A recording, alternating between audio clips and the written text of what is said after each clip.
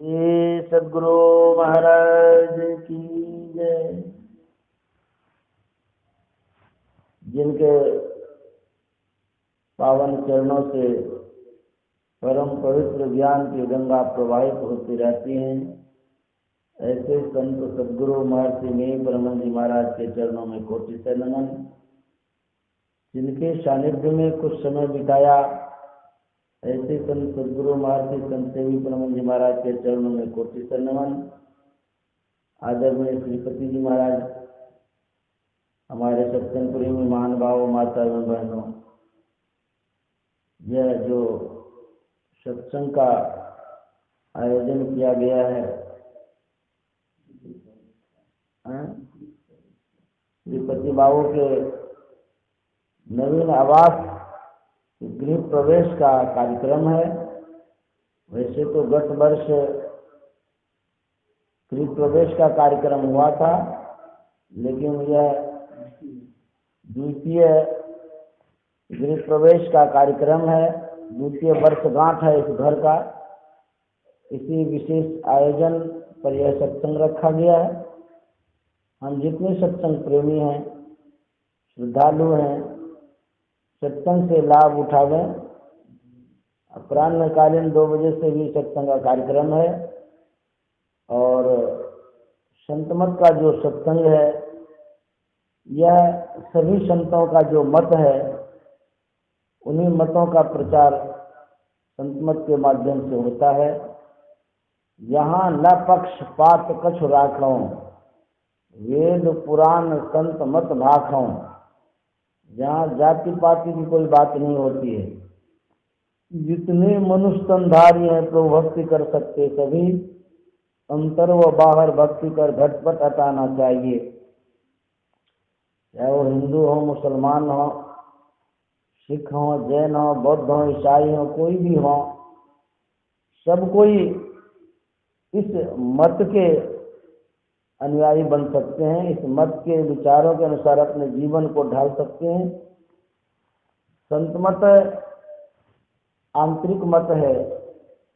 संत मत एक ईश्वर को मानता है। वह ईश्वर हमारे अंदर में है। उस ईश्वर की प्राप्ति अंदर में ही होगी, और वह बाहर में कहीं नहीं। वह ईश्वर एक है, उसको प्राप्त करने का मार्ग भी एक है, और वो भी अंदर में है। इसलिए हमारे गुरु महाराज ने कहा, निज तन में खोजो सजन, बाहर न खोजना, अपने ही घट में हरि हैं, अपने में खोजना। निज तन में खोजो सजन। गुरु महाराज कहते हैं, जो ईश्वर सर्वव्यापक है, सब में है, हमारे अंदर में भी है। इसलिए उस ईश्वर परमात्मा को खोजने के लिए कहीं बाहर जाने की आवश्यकता नहीं है। अपने अंदर में खोजिए। खोजेंगे किस तरह से, यह युक्ति गुरुगम्य है। हमारे गुरु महाराज ने सांकेतिक रूप में कहा है, दो नैन नजर जोड़ के, एक नौक बना के, एक नौक बना के।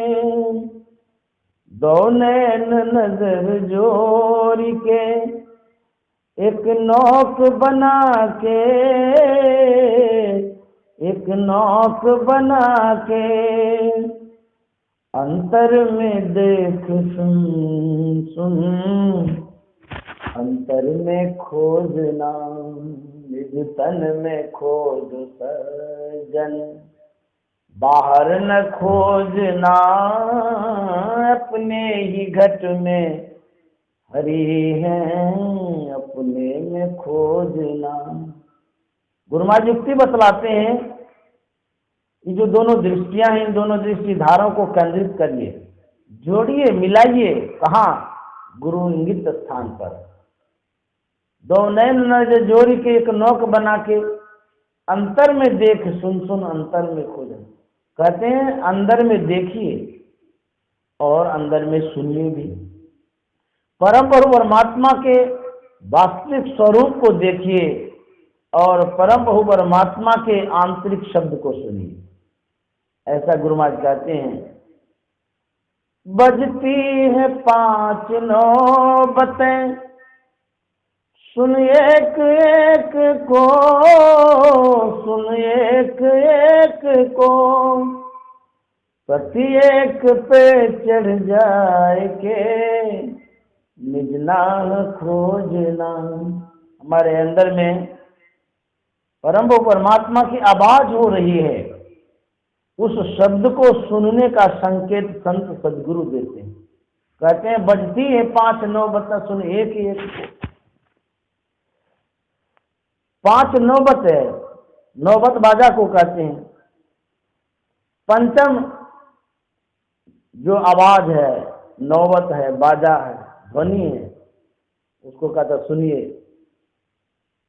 5 केंद्र है, स्थूल, सूक्ष्म, कारण, महाकारण और कैवल्य। इन 5 केंद्रों पर परम परमात्मा की आवाज आती, ध्वनि होती है, कहते उसको सुनिए। कबीर साहब ने तो कहा है 5 नौबत बाजती, होत 36 राग, सो मंदिर खाली परा, बैठन लागे काग। परम परमात्मा की जो संरचना है, परमात्मा ने जो अद्भुत जीव को बनाया है, उस जीव में जो मानव शरीर है वह अद्भुत है। कहता इस मानव शरीर में जो आवाज हो रही, ध्वनि हो रही है, परम परमात्मा का आवाज हो रही है, उसको सुनिए। यदि आप नहीं सुनते हैं उस आवाज को, कहते एक दिन यह शरीर छूटेगा। शरीर जब छूटेगा इसकी क्या दुर्दशा होगी। तब 100 मंदिर खाली पड़ा, यह मंदिर एक दिन खाली हो जाएगा। जीवात्मा यहां से निकल करके कहीं और चली जाएगी। इस शरीर की क्या दुर्दशा होगी। कहते हैं शमशान घाट में शरीर पड़ा रहेगा और कौवा भोग लगाएगा। कहते हैं 100 मंदिर खाली पड़ा, बैठन लागे का, कौवा बैठेगा। इस शरीर को नोच नोच करके खाएगा। जब तक इस शरीर में हम हैं तब तक इस शरीर की शोभा और सम्मान है। जैसे इस शरीर से सांस निकल जाएगी, इस शरीर की न शोभा रहेगी न सम्मान होगा। सुंदरदास सूरदास जी महाराज ने तो कहा, जा दिन मन पंछी उड़ गई है, ता दिन तेरे तन तरवर के, सबे पात झर गई है, जा दिन मन पंछी उड़ गई है। जिस दिन मन रूपी पंछी उड़ जाएगा उस दिन इस शरीर की क्या दुर्दशा होगी। कहते हैं यह शरीर उस वृक्ष के समान पतझर हो जाएगा जिस वृक्ष को काट दिया जाता है। वह वृक्ष शोभाहीन हो जाता है जिस वृक्ष को जमीन से अलग कर दिया जाता है। उसी तरह से यह जो मनुष्य का शरीर है, जब सांस निकल जाएगी ये कटे हुए वृक्ष के समान पतझर हो जाएगा, शोभाहीन हो जाएगा। और इनकी क्या दुर्दशा होगी। घर के कहत सवेरे काढ़ो, भूत होई घर खइहे, जा दिन मन पंछी उड़ गई। आपके जितने परिजन हैं, पति है, पत्नी है, परिवार है, बाल है, बच्चा है, जिनके साथ वर्षों आपने बिताया, वर्षों जिसके साथ खाना पीना खाया, हास प्रयास किया, जो आपका निकटवर्ती परिवार है, जब आपका सांस निकल जाता है तो क्या कहता है। घर के कहत सवेरे काढ़ो, सवेरे निकालो, जल्दी निकाल दो। क्यों। भूत हो जाएगा। भूत होए घर खइयो, जा दिन मन पंछी उड़। शरीर की ये दुर्दशा है। तुलसीदास जी महाराज ने तो लिखा, छित जल पावक गगन समीरा, पंचरचित यति अधम शरीरा। यह जो शरीर है पंच तत्वों से बना हुआ है। कहते हैं अग्नि, पृथ्वी, जल, वायु, आकाश, ये पंच तत्व हैं, इन पंच तत्वों से निर्मित शरीर है। और कह दिया अधम शरीरा, शरीर की संज्ञा अधम की हो गई। क्यों? इसलिए कि यदि इस शरीर से भजन नहीं करेंगे ये निकृष्ट है। सुंदरदास जी महाराज की बड़ी सुंदर वाणी। उन्होंने कहा जिस शरीर पर तुम इतना इतराते हो, इछलाते हो, गुमान करते, अभिमान करते मैं घोड़ा हूं, सुंदर हूं, थोड़ा इस शरीर के अंदर झांक करके तो देखो शरीर कैसा है। जा शरीर माही तू अनेक सुख मान रहियो। जिस शरीर में रह करके आप बहुत सुख महसूस करते हैं, लगता है आपको बहुत सुख मिल रहा है, इस शरीर का सुख है, ये आपका सुख नहीं है। इस शरीर के सुख को देख करके परम परमात्मा से आप विमुख न हो जाएं, दूर न हो जाएं, क्योंकि इस शरीर में है क्या? कहते जा शरीर माही तू अनेक सुख मानी रहियो, ताही तू विचारिया में कौन बात भली है। हारन सु भरियो मुख हारन के, नैन नाक हाथ पांव सो सब हारन की नली है। रग रग में रक्त भरियो पेट हूँ पिटारिसी में ठोर ठोर मली है। सुंदर याही देख जनी भूलो कोई, भीतर भंगार भरी ऊपर से कली है। भीतर में गंदगी भरी हुई है। हमारे गुरु महाराज ने कितना अच्छा कहा है, तन नव द्वार हो रामा, अति ही मलिन हो ठामा। तन नव द्वार हो रामा, अति ही मलिन हो ठामा। यागी चढ़ो दश मैं दुआरे, सुख पाओ रे भाई। गुरु महाराज कहते हैं ये जो शरीर है 9 द्वारों का बना हुआ है, इन 9 द्वारों में गंदगी भरी हुई है। अति ही मलिन वो ठामा, ठाम जो ठहरने का स्थान है, जहाँ टिका जाता है, रुका जाता है, जहाँ आप हैं, यह गंदगी से भरा हुआ। 9 द्वार है लेकिन 9 द्वार में गंदगी भरी हुई है। आंख से लेकर के नीचे तक जितने द्वार हैं उन द्वारों पर थोड़ा दृष्टि तो डालिए, देखिए तो सही गंदगी है या नहीं है। आंख में गंदगी है, कान में गंदगी है, नाक में गंदगी है, मुंह में गंदगी है। मल मूत्र विसर्जन का जो मार्ग है वो तो गंदगी ही गंदगी है।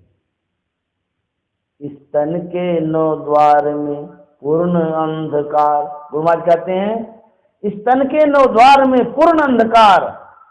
अंधकार में हो क्या गया है? कहते श्रुति फंसी है मंझार बजो साधु। हमारी जो सूरत है इस अंधकार में फंस गई है, मझधार में है सूरत, इसको रास्ता ही नहीं दिखता, सूझता ही नहीं है। ये सूरत जाएगी तो कहाँ जाएगी? कहते यही अंधकार है। गुरु नानक साहब ने कितना अच्छा कहा, नौदर था के धावत रहाए, 10 में निज घर वासा पाए। नौदर, उन्होंने ये भी यही कहा कि 9 दरवाजा है, ये 9 दरवाजे में हम दौड़ते रहते हैं सुबह से लेकर शाम तक, दौड़ते दौड़ते थक जाते हैं, रास्ता मिलता नहीं है। रास्ता कहाँ है? कहते हैं त्यागी चढ़ू 10 में द्वारे। 10वां द्वार जो है, जो आज्ञा चक्र है, उसी को सुषुम्ना कहते हैं, उसी को योग हृदय भी कहते हैं, शिव नेत्र भी उसी को कहते हैं। कहते वही रास्ता है। रास्ता सहरग में है, दिलवर पे जाने के लिए, परमात्मा तक जाने का रास्ता आज्ञा चक्र में है। इसलिए हमारे संतों ने कहा कि 10वां द्वार में प्रवेश करो। कहते वहां सुख है, शांति है, पवित्र स्थान है वो। कहते हैं 10वें द्वार में जाएंगे तब सुख शांति मिलेगी। 9 द्वारों में रहेंगे भटकते रहेंगे। इसलिए इनको त्यागने के लिए कहा गया है, छोड़ने के लिए कहा गया है। यह शरीर अद्भुत है, इस शरीर में जो प्रवेश करेंगे उसे पता चलेगा। हम बाहर ही बाहर रहते हैं, अंदर घुसते ही नहीं हैं। भीतर प्रवेश करेंगे तब पता चलेगा इस शरीर में क्या है।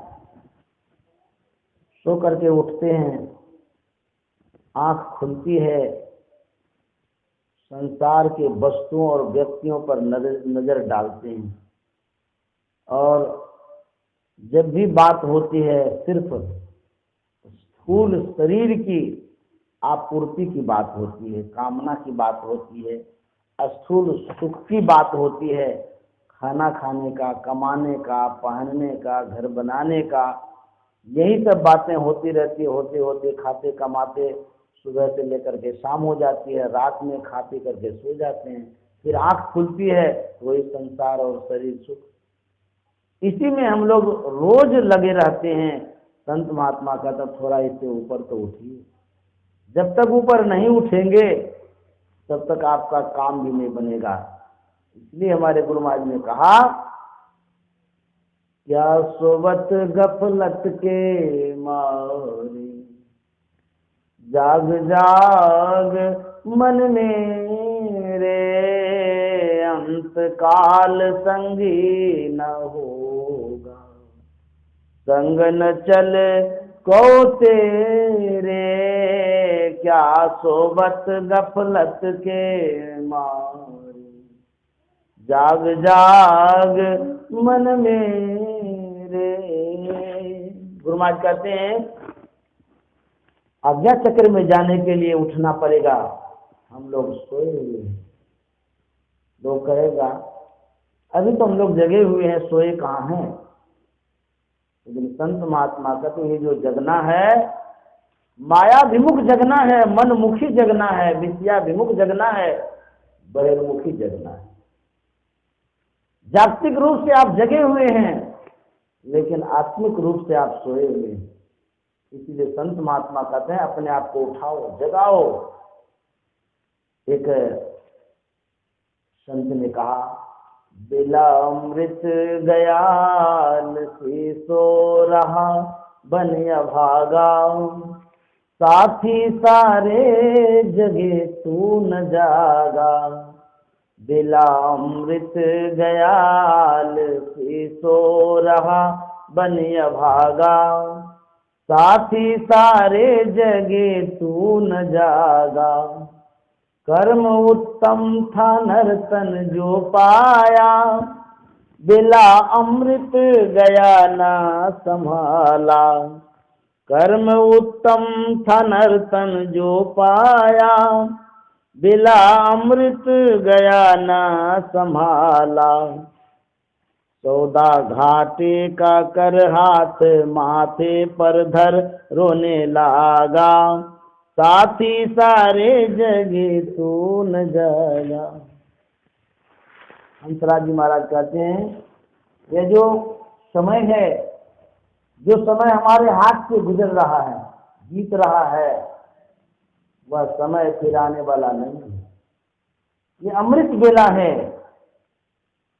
हम अपने आप को भगवत भजन में लगा करके परम परमात्मा की ओर अग्रसर हो सकते हैं, आगे बढ़ सकते हैं। और इस समय को यदि हम संसार में ही लगा के रखेंगे, यह समय फिर आने वाला नहीं है। समय क्षणभंगुर है।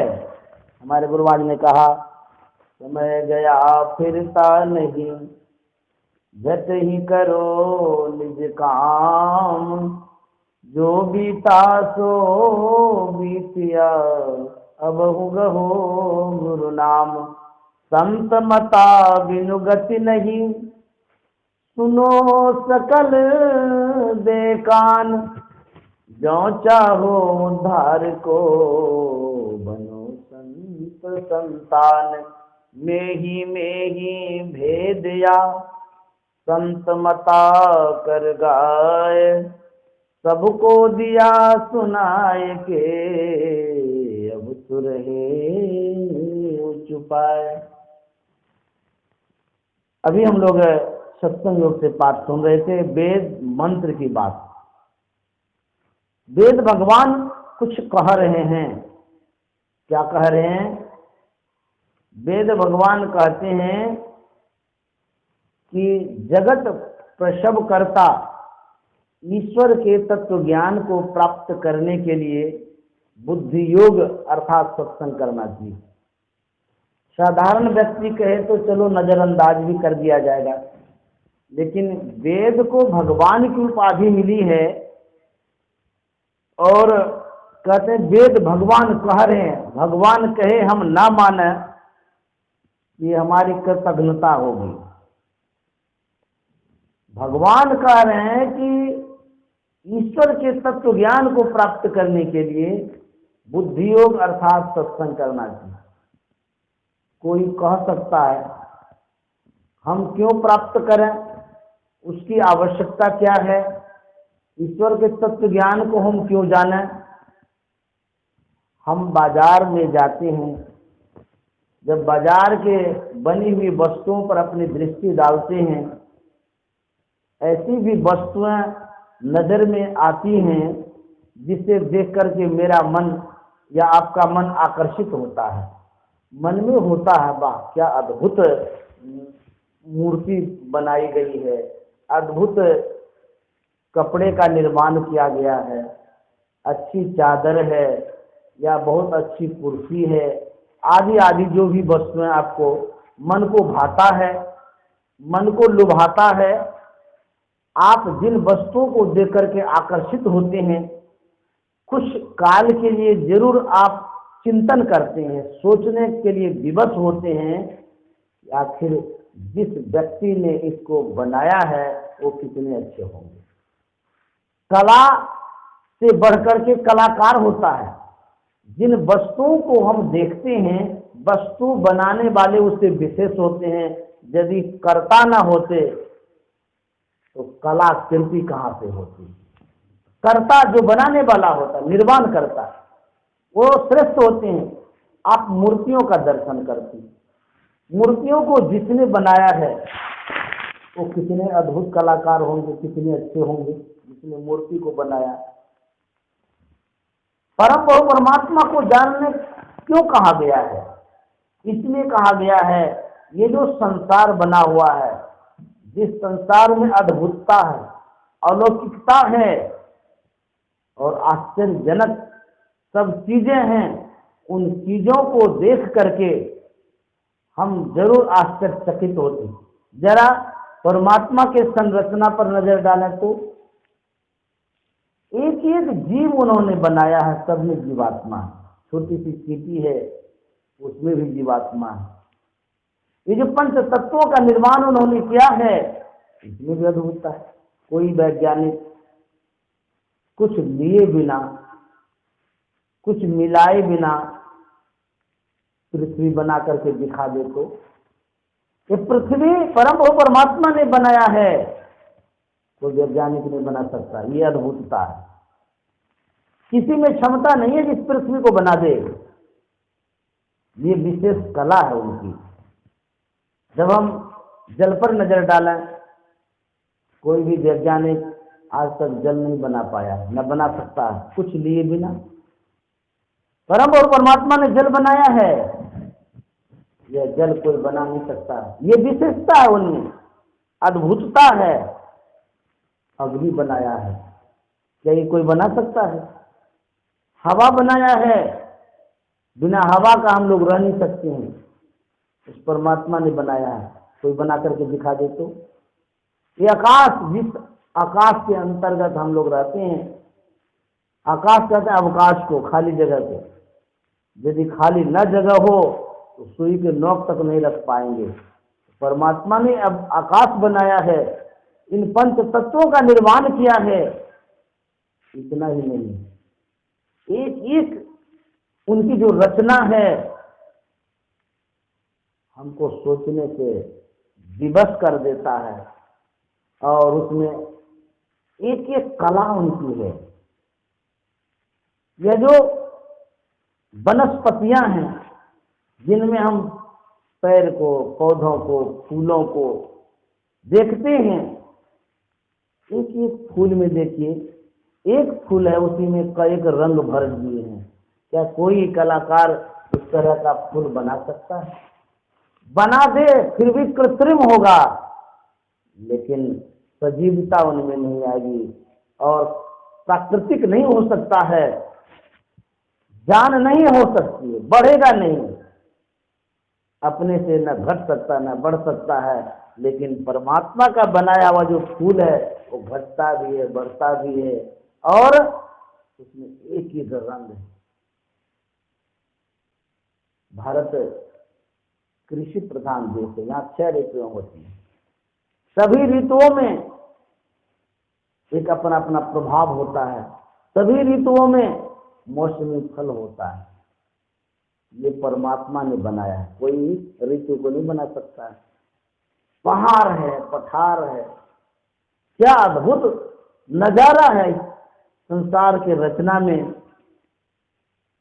यदि पक्षियों पर नजर डाला, एक छोटी छोटी सी पक्षी होती, कितनी अच्छी आवाज है उनके पंख पर नजर डाला तो कितने कलरों में, रंगों में उसे रंगाया गया है। बोगला देखिए कैसा है, हंस कैसा है, कौवा कैसा है, कोयल कैसी है, पैरट तोता कैसा है, बैल कैसा है, गाय कैसा है, कुत्ता कैसा है, सबको अलग अलग ढंग से सजाया है, बनाया है।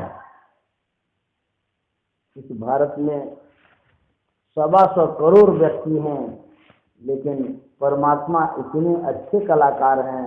125 करोड़ व्यक्तियों को यदि एक जगह इकट्ठा किया जाए फिर भी एक जैसा नहीं होगा, कुछ न कुछ अंतर दिखाई देगा। ऐसा कोई मूर्ति कलाकार भी मूर्ति नहीं बना सकता है। ये अद्भुतता है। हम जब आकाश पर नजर डालें, वहां ग्रह है, नक्षत्र है, तारे हैं, चंद्रमा है, सूर्य है, सारे के सारे चलते हैं। एक गाड़ी है, जिस गाड़ी पर ड्राइवर है, बस है, कार है, ट्रेन है, प्लेन है, ड्राइवर है, फिर भी दुर्घटना होती है सावधानी होने के बाद भी। लेकिन इस आकाश की तरफ देखिए, सूर्य भी चलता है, चांद भी चलता है, तारे चलते हैं, ग्रह चलता है, नक्षत्र चलता है, कोई ड्राइवर नहीं है, कौन चलाता है उसको? ये अद्भुतता है, ये विशेषता है उस परमात्मा में। कहते इतना ही नहीं है, परमात्मा तो कला से पूर्ण है। हमारे गुरु महाराज ने कहा, प्रभु तो ही कैसे देखन पाऊं, कैसे देखन पाऊं, प्रभु तो ही कैसे देखन पाऊं। क्यों? गुरु महाराज कहते हे परमात्मा, आप शांति स्वरूप है, सुख स्वरूप है, आनंद स्वरूप हैं। आप सुख के सागर हैं, आनंद के सागर हैं। यदि आपकी प्राप्ति हो जाए तो संसार में जो हम लोग इतने दुखी हैं, उन दुखों से मुक्ति हो जाएगी। इसीलिए कहता है उसका तत्व ज्ञान जानना जरूरी है, प्राप्त करना जरूरी है। माध्यम क्या है? कहते माध्यम है सत्संग। जब तक सत्संग नहीं करेंगे उस परमात्मा के विषय में जान नहीं पाएंगे।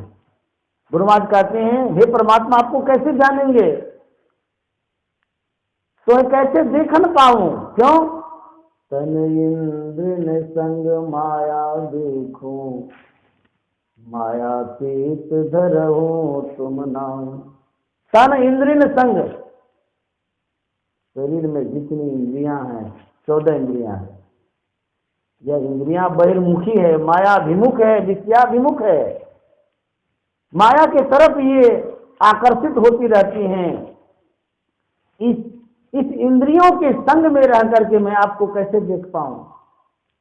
यहां तक गुरु महाराज ने कहा, मेधा मन इंद्र ने गही माया, इनमें रही माया लिपटाओ। गुरु महाराज कहते हैं इन इंद्रियों में जो मन है, मन सबसे श्रेष्ठ है, कुशाग्रता है उनमें, कुशलता है उनमें, मेधावी है, तेज है, लेकिन ये सबसे तेज होकर के भी माया को ग्रहण करता है। मेधा मन इंद्र न गहे माया, इनमें रही माया लिपटाओ। इसमें भी माया लिपट गई है और ये माया में लिपट गया है। आप तो परमात्मा इंद्रिय मन और बुद्धि परे प्रभु। आप तो इंद्रिय मन बुद्धि और परे हैं। मैं नहीं न तजी आगे धाऊं, प्रभु तो कैसे देख न पाऊं। हे परमात्मा, हे ईश्वर, आपको कैसे देख पाऊंगा, क्योंकि आप इंद्रियों से, मन बुद्धि आदि से और माया से परे हैं। अंत में गुरु महाराज प्रार्थना करते हैं, निवेदन करते हैं, मैं ही यस करुणा कर स्वामी, मैं ही यस करुणा कर स्वामी, देहु दरस सुख पाए अघाऊं, प्रभु तो कैसे देखन पाऊं। गुरु महाराज कहते हैं, हे करुणा के सागर, कृपा के सागर, आप अपने से दर्शन दे दीजिए और आपका दर्शन जब मिल जाएगा मुझे तृप्ति हो जाएगी, सुख मिल जाएगा, शांति मिल जाएगी। इसलिए हे परमात्मा, आपको हम तो नहीं देख पा रहे हैं, लेकिन आप अपने को दिखा तो सकते हैं। एक छोटी सी कथा कह के मैं समाप्त करूंगा, 8 बजने वाला है। एक बालक समुद्र के किनारे कटोरा लेकर के खड़ा था। उसी समय अरस्तु आता है। बालक को देखा कटोरा लेकर के खड़ा है।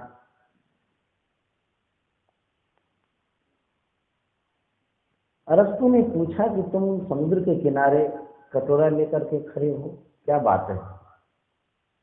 बालक ने कहा कि महाराज, मैं इस समुद्र को कटोरे में समा देना चाहता हूं। अरस्तु ने कहा, ऐसा होना असंभव है। बालक रोने लगा और अरस्तु भी रोने लगा। बोला, तुम रो क्यों रहे हो? बोले कि मैंने कहा इस समुद्र को मैं कटोरे में समा देना चाहता हूं, लेकिन आपने कहा ऐसा नहीं हो सकता है, इसलिए मुझे रोना आ रहा है। उसी समय बालक ने कटोरे को समुद्र में फेंक दिया। अरस्तु ने कहा, ये तुमने क्या किया? बालक ने कहा, समुद्र कटोरे में समा नहीं सकता है, लेकिन कटोरा समुद्र में जरूर समा सकता है। बोले, वाह, तुमने तो मेरी बुद्धि ही खोल दी। परम प्रभु परमात्मा सर्वव्यापक हैं। अरे वो हमारे अंदर भी हैं, लेकिन उसे मैं देख नहीं पाता हूं, लेकिन उनके अंदर तो हम घुस सकते हैं, समा सकते हैं। तो परम प्रभु परमात्मा हमारे अंदर में है, देख नहीं पाते हैं, लेकिन उसको देखने के लिए यदि प्रयत्न करें, प्रयास करें, जरूर वो दिखाई दे। श्री सद्गुरु महाराज की